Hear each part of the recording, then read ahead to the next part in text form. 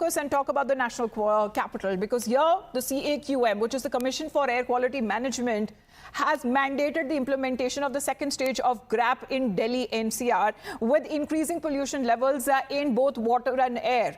Now, this measure that comes as the pollution levels have significantly gone up. Right now, even as we speak, the air quality in Delhi NCR is in the very poor category. With the onset of the winter months, the entire area, even this morning, was covered in a thick blanket of smog. Stubble burning still remains one of the main factors that contributes to worsening air quality, and the national capital, as has been grappling with air pollution, the Supreme Court will be hearing the case again as far as when it comes to the states. Previously, it was pulled out on the inaction by them. The national capital continues to be affected by a declining air quality. And this morning, the number has reached close to 350 mark. We're reporting from Akshardham currently, and behind me you can see the Akshardham temple engulfed in a thick layer of haze. Now remember, we have been reporting from this spot for the last couple of days, but today morning specifically, the haze has gotten even thicker.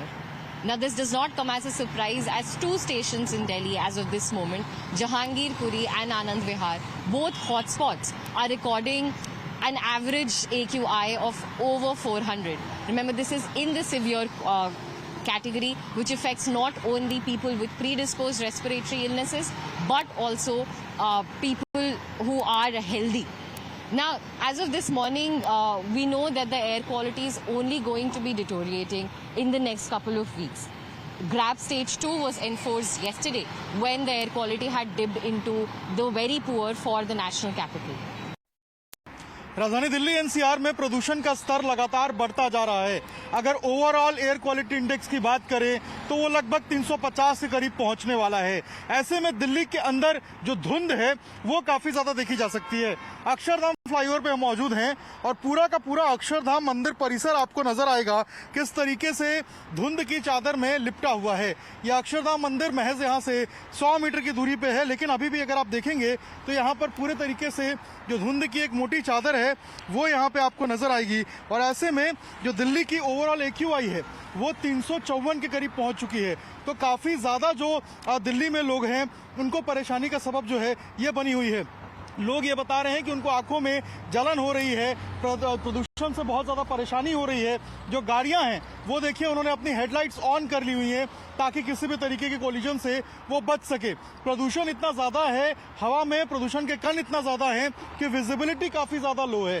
बात करते हुए भी लोगों को खांसी जो है वो अनुभव हो रहा है। इसके अलावा आंखों में जलन जैसी शिकायत भी जो है वो लोगों को यहाँ पर देखने को मिल रही है। चारों तरफ अगर आप देखेंगे तो धुंध की एक मोटी चादर यहाँ पर आपको जमी हुई दिखाई देगी।